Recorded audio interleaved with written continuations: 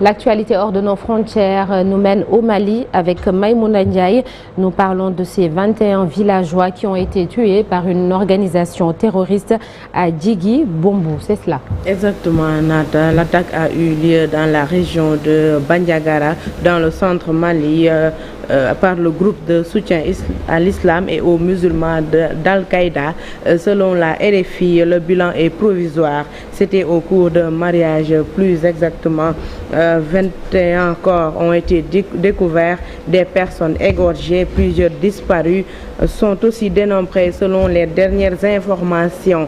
RDC à présent, 25 militaires ont été condamnés à mort pour fuite devant l'ennemi.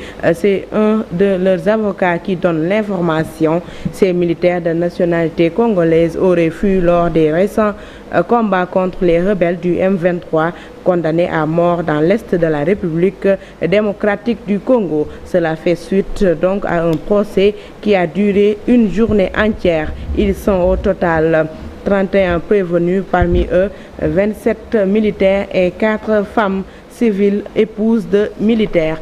Direction Sierra Leone pour parler du président Julius Mada qui a promulgué la loi criminalisant le mariage des mineurs dans le pays.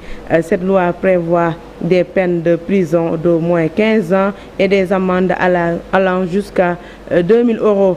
À noter la présence de nombreuses organisations de défense des droits des enfants, une décision qui entre dans l'histoire du pays où chaque année des centaines de milliers de jeunes filles sont mariées avant l'âge de 18 ans. Terminons avec la France pour parler des législatives. La porte-parole du gouvernement est victime d'une agression.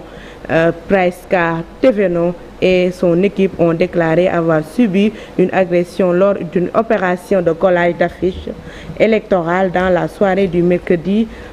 Cet incident donc intervient à 4 jours avant le deuxième tour des législatives. La candidate dans la 8e circonscription a porté plainte. Pour l'heure, 4 personnes ont été interpellées. Merci Maïmouna. Retrouvez toute l'actualité internationale tout à l'heure en Wolof toujours.